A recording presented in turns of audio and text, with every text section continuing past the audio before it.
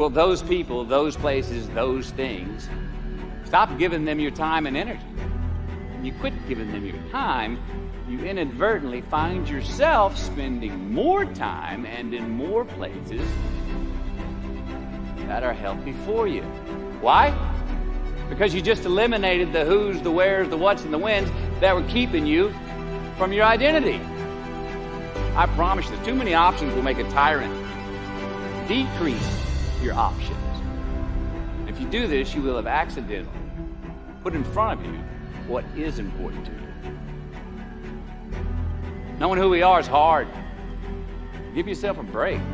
Eliminate who you are not first, and you're going to find yourself where you need to be. Don't leave crumbs. For the crumbs I'm talking about are the choices that we make that make us have to look over our shoulder in the future. You didn't pay that guy back the money that you owed him, and tonight you just saw him 3 rows behind you.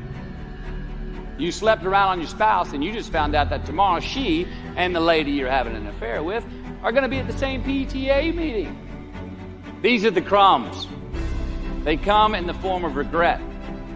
You leave crumbs today, they will cause you more stress tomorrow. Instead of creating outcomes that take from us, let's create more outcomes that pay us back. Keep your fire lit, turn you on for the most amount of time in your future. Do yourself a favor. Make the choices, the purchases today that pay you back tomorrow. Or getting ready for the job interview early so you don't have to cram the night before, or choosing not to hook up with that married woman because you know you're going to feel horrible about it tomorrow.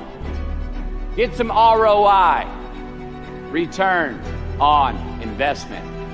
Customize your future. Don't leave crumbs. We so often focus on failure, don't we? We study failure.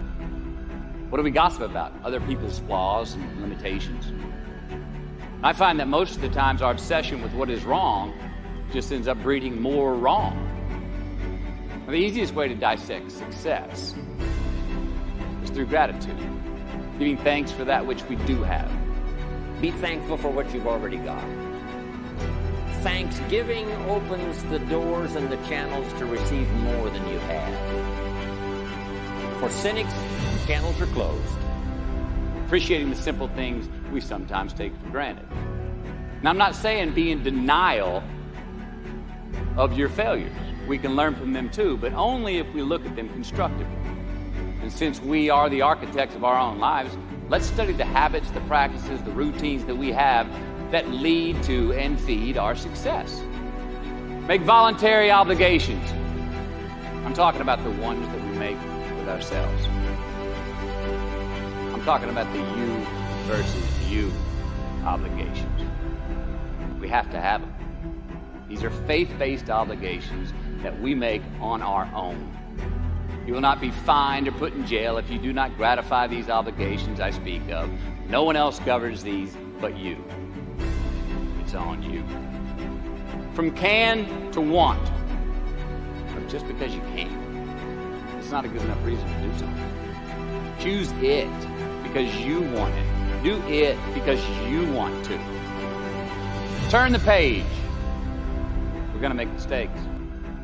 You got to own them. And then you got to move on.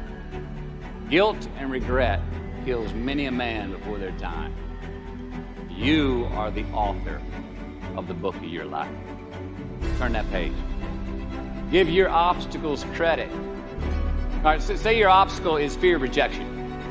All right, you want to ask her out, or you want to ask him out, but you fear that he or she may say no. Well, instead of denying those fears, declare them. Don't get all macho and act like they're no big deal. And don't get paralyzed by denying that they exist and therefore abandoning your need to overcome them. We're all destined to have to do the thing that we fear the most anyway, at some point. Be brave, have courage, and when you do, you get stronger. You get more respectful of yourself and that which you fear.